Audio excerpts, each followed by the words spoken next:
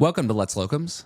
This is Mark Royer. I'm a ear, nose, and throat surgeon and locum tenens physician, and today we're going to be taking an entirely different format to our regular show.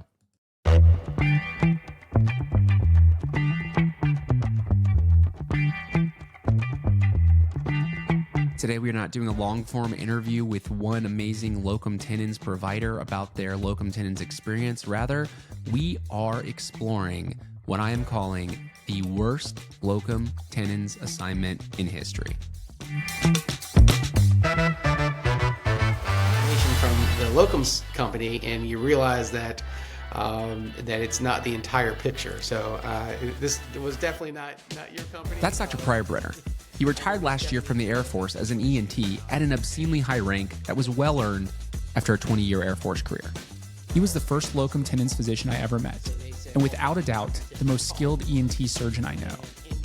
But even he isn't immune from experiencing a less than stellar locum tenens experience. I was like, the scab crossing like the picket line, and not really a warm welcome. I'm so used to hey, very collegial, and right. I remember the welcome was, hey, you may be a great guy, but we don't want anything to do with you. Oh, jeez. I was like, wow. So awkward. Yeah, right. And then so I was like, okay, so if I see someone with a nosebleed or a facial fracture, or if I do a trach, am I signing out to you? And he was like, no. Oh, jeez, what a rough situation. And he's like, you can. Showing up somewhere you're not wanted with no one to change over patients to at the end of your shift is a pretty awful locums experience.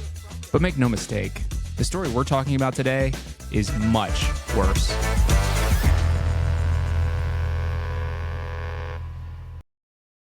It took a whole year to put this together, because if you figure every 5 minutes we had to have 8 items. It was real live television, real live chaos. My first time directing that arc. This story starts about 110 years after it ended. It was 1994. I was 12 years old and living in South Bend, Indiana. At the time, the South Bend area was really having a moment. Lou Holtz was the coach of Notre Dame. The movie Rudy had just come out. And support for the local public television station had never been stronger. And not really something that you get to do that much. Even in the early 90s, it was kind of a rarity in local TV to be able to do that kind of thing. WNIT had been doing an annual auction for years. Thanks to a connection of a family friend, I was able to volunteer. It was absolutely thrilling. Live TV, auction items, people calling, people yelling. Auction was 8 days of insanity. The auction was about a month-long project. We had to shut down all of our production, and then we had armies, literal armies of volunteers. Wait, what the hell does this have to do with the worst locum tenens assignment ever?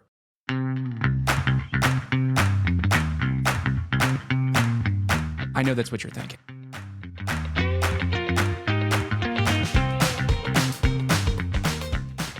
When you think of PBS, what comes to mind? Is it Bob Ross? Sesame Street? Rick Steves? Well, my time volunteering at this auction introduced me, for the first time ever, to the one, the only, documentarian great, Ken Burns.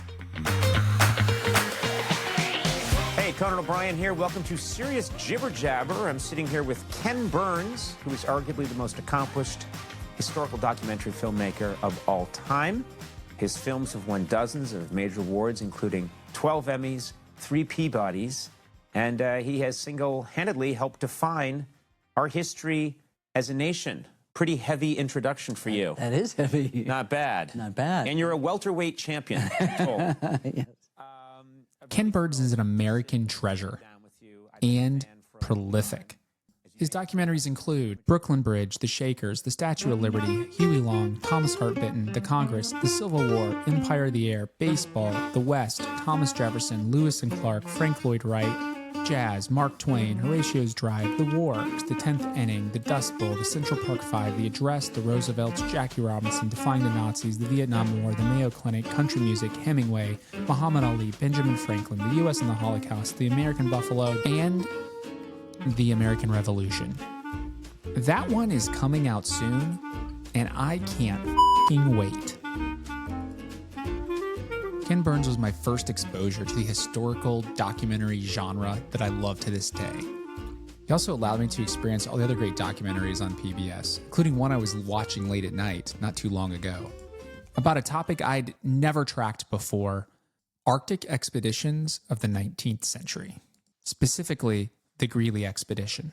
It began as a great scientific quest This was not simply some new Arctic expedition. and ended in infamy. I much fear the horrors of our last days here. Talks of cannibalism. An epic story of adventure and abandonment. It would be as if we lost people. In the middle of this documentary, a 3-second mention was made of a physician who was a member of this horrendous expedition.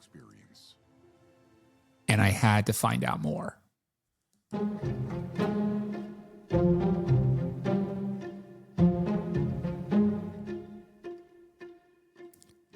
It was shockingly hard to find information about this physician. I searched and read more about the Greely expedition and found his name, Dr. Octave Pavey. Further research found an article called The Arctic Exploits of Octave Pavey. This article was published in 2015. It was absolutely fascinating. Using original documents, the entire life of this physician was described, including his fateful decision to sign a 1-year contract to join the Greely expedition on their scientific Arctic journey. A short-term contract to serve as a physician? That sounds a lot like locum tenens to me. Finding more information about Dr. Octave Pavey was very difficult, so I decided to reach out to the author of the paper. My first email bounced back. It was to a law firm. My second and third emails went unanswered. Turns out I was emailing the wrong people.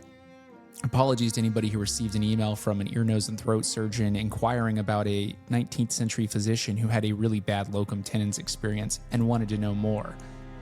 I was down a deep rabbit hole now. Hey, baby. Hey.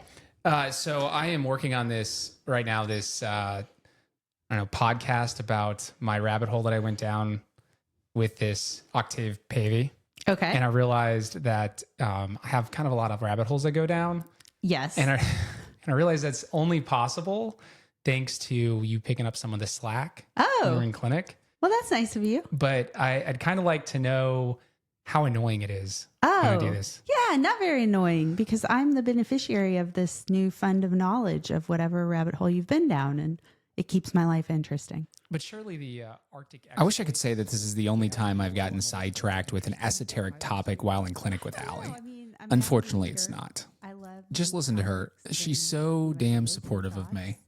And I don't know. I thought it was really pretty interesting, actually. How often would you say that you find... She doesn't even give me a hard time for seeing my patients while I was Googling the licensing requirements of a physician in 1890.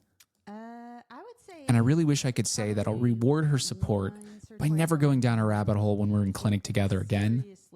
I mean, I really wish I could. But she says I keep her life interesting, right? And the thrill, the pure dopamine rush of actually finding something you're looking for in that rabbit hole is pretty awesome. I'm Douglas Wamsley. I'm an attorney by profession. My interest has been for many years the history of polar exploration, particularly American Arctic explorers, and as it relates to sort of the untold stories of Arctic explorers, researching. It's fair to say that as healthcare providers, we have a mixed, if not antagonistic, relationship with attorneys. But I will say this, they're always there when you need them. When the shit hits the fan, or apparently, when you need more information about 19th century locum tenens physicians.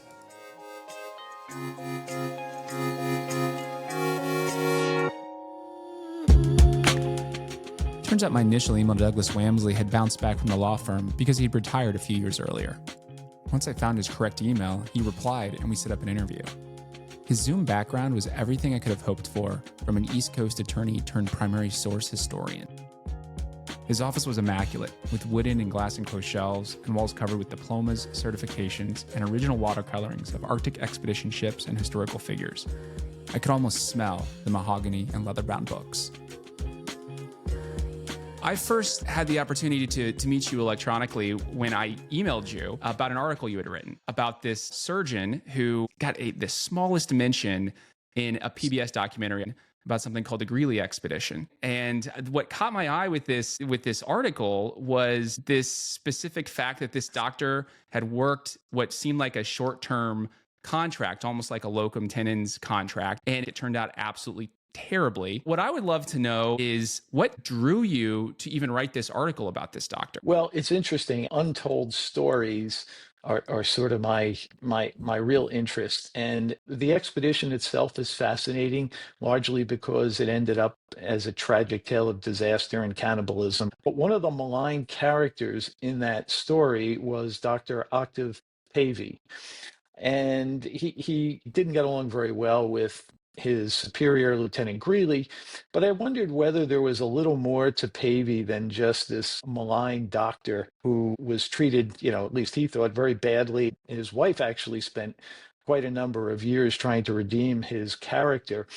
And so it led me to look at his life prior to joining the expedition and sort of what was driving his personality that led him to this relationship conflict with Greeley. And it turned out to be actually a fascinating story in and of itself. Not willing to take the narrative of an asshole surgeon at face value, Mr. Wamsley dove deep into Dr. Pavey's backstory. Attorneys are growing on me already. So Pavey was born in New Orleans in 1844. His father had emigrated from France and had become a successful... Born into wealth in 1844 New Orleans, Octave Pavey studied in Paris, where he became obsessed with Arctic exploration. After failed attempts to fund his own expedition, including a wild plan to raft to the North Pole, he fled creditors and found himself penniless in Kentucky. Revived by a local physician, he married and made his way to Washington, where he joined a U.S. Arctic mission.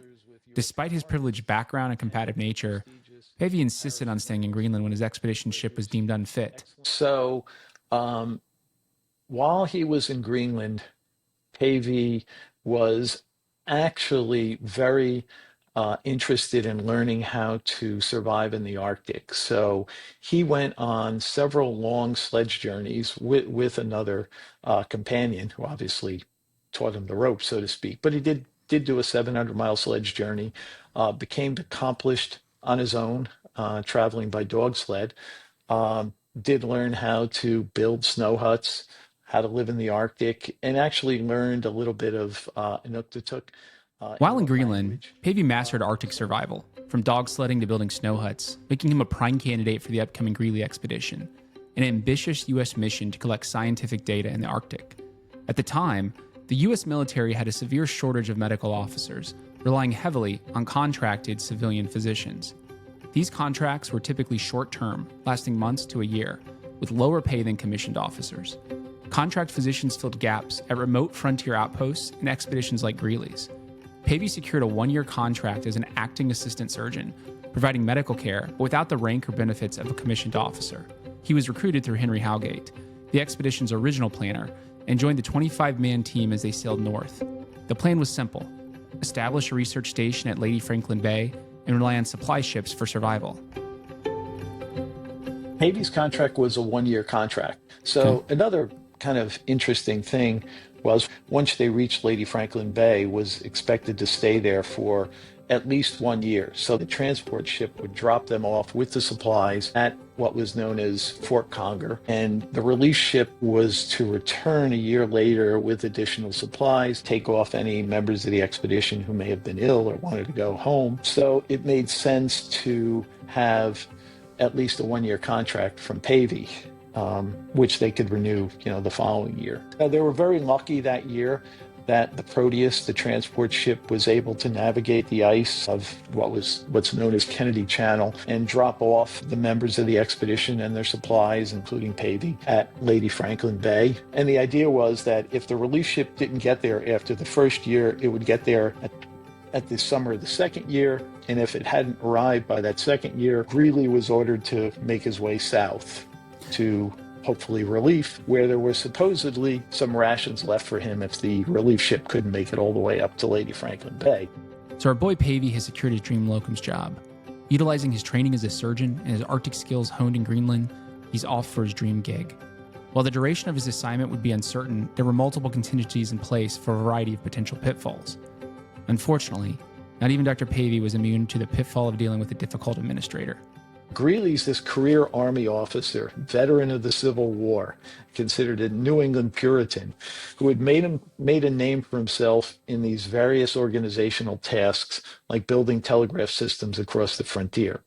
A stickler for rigid adherence to orders and to discipline. Smart man, but perhaps lacking in some interpersonal or social skills necessary to command men on a polar expedition.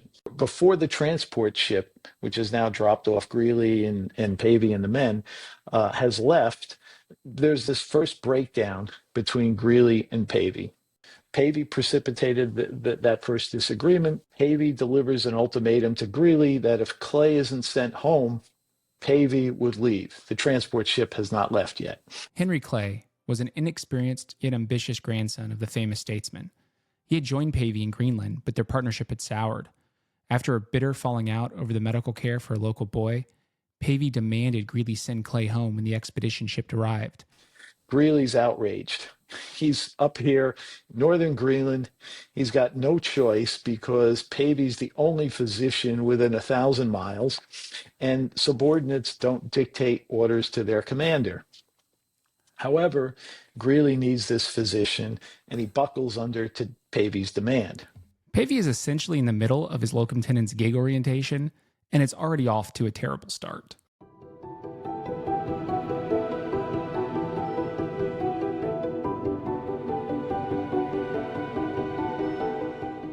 This marked the beginning of a toxic relationship between Pavey and Greeley, and one that would unravel once the expedition progressed. However, once the team established their base at Lady Franklin Bay, Pavey initially thrived. He proved himself an experienced Arctic traveler, leading sledge expeditions, setting broken bones, and meticulously monitoring the men's diet to prevent scurvy, something that had doomed previous missions. Pavey methodically checks the men's gums and the overall condition to maintain their health. Through the first winter, not one man suffers from scurvy, which is actually very commendable. Despite his effectiveness as a physician, his abrasive personality made him a source of tension, particularly with Greeley. He ignored paperwork, failed to catalog specimens, and openly challenged leadership. As the second winter approached, Pavey grew uneasy. With no sign of a relief ship, he urged Greeley to start planning for a retreat south. But Greeley refused to listen. Determined to maintain order, Greeley prioritized discipline over flexibility, dismissing Pavey's concerns.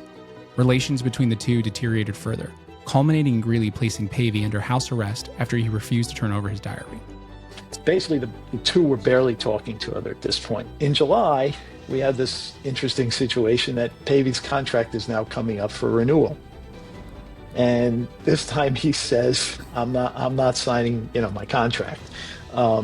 But I will continue to take care of the members of the expedition. So what's worse than being stranded in the Arctic, caring for starving men while in a hostile relationship with your boss? Dealing with all that while also not being paid. When the second summer passed without rescue, Greeley was forced to order the expedition south. The men, now malnourished and weak, packed into boats and struggled through the ice-choked waters. Pavey, sensing disaster, allegedly plotted a mutiny, proposing that the men declare Greeley unfit for command and return north to their base, where they at least had shelter. But no one acted on it. The retreat turned into a death march.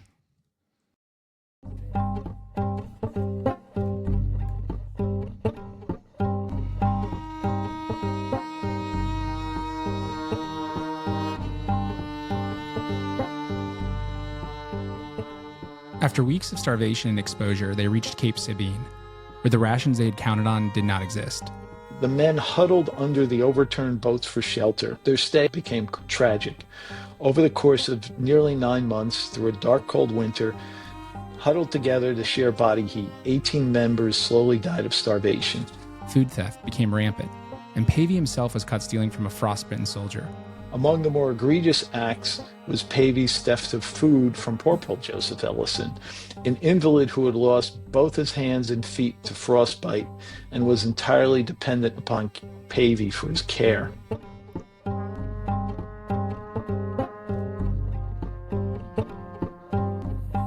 Despite this, Greeley refused to take action against him, valuing his skills as a doctor even in their dire state.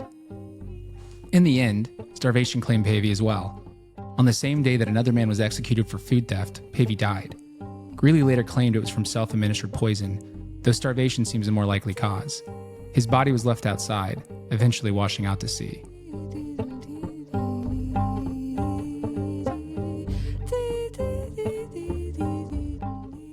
Relief expedition finally reached them in June.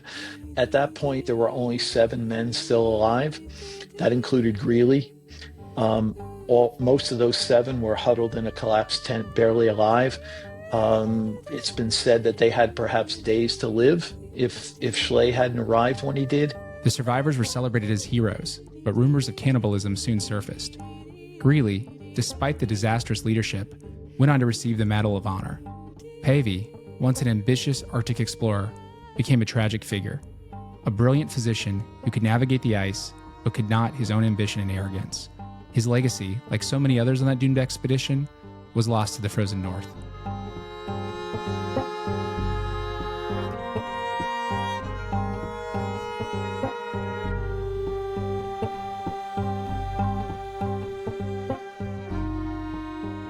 I'm curious about your take. I know your background is in law and then history, and so not necessarily in medicine, but I'm curious to know your perspective regarding this question. Are there any lessons to be learned from Dr. Pavey that you think can be applied for today's physicians? Pavey did receive a very good education and put that medical education to good use. He was extremely well read. And that was, if you look at his diary, he mentioned, narrative after narrative that he had read about Arctic expeditions. He was fully prepared to understand what members of an Arctic expedition would have contended with over particularly a long, dark winter. And he understood the need for fresh diet, a fresh diet. Not everyone did, even as late as the 1870s, for example. Edmund Burke said, "Those who don't know history are doomed to repeat it." I think the more applicable quote comes from Mark Twain, who said, "History doesn't repeat itself, but it does rhyme." Being well-educated, well-read, gave him the ability to address the medical issues that he was expected to deal with as a physician. What drew me to this story was the fact that it's such an extreme example of a locum tenens shift gone wrong. And while I don't think there's a chance of history repeating itself, i.e. your locum shift degenerates to food theft and cannibalism, I do think Dr. Brenner makes a great point that assignment details matter. So from that, I realized that there's a lot of nuances to these locum situations, both from the provider standpoint, who's doing the locums, and from the site standpoint, who maybe have never had locums before. So experience there and having boots on the ground is always invaluable. I do take great pride that our company, specialtylocums.com, is run by physicians. We don't have recruiters. I feel like we have a deeper understanding of the sites and what's needed for a physician to be able to provide the best care possible. However, regardless of whatever company you end up working for during your locum tenens shift, I do think there are several important questions to ask to minimize the chance of having a bad experience. Number 1, always ask if you can speak with the site docs, whoever you're covering for, whoever will be taking care of your patients when you're done. Number 2, request specific equipment that you need to do your job and do it well. And number 3, to Mr. Wamsley's point, I think it's important to read up on any unique pathology or specific patient populations that might be present at the site you're going. Is there a particularly high incidence of trauma or communicable disease? Then familiarize yourself with the current guidelines. And you should also make sure they have a well-stocked physician lounge with plenty of food and a working HVAC system.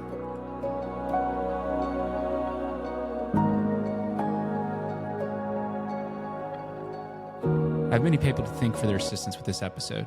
Dr. Allison Royer, Dr. Pryor Brenner, Dr. Alex Lanigan, Mitch Royer, Conan O'Brien, Ken Burns, WNIT, and of course, Mr. Douglas Wamsley. My entire hour-long and uncut interview with Mr. Wamsley can be found on our YouTube channel and will be dropped as a bonus episode shortly. He has several excellent and fascinating books that I'll link to in our show notes, including Big Wolf and Polar Haze. And Dr. Brenner's full interview, where he discusses his experiences working locum tenens while active duty military, will also be published in the near future.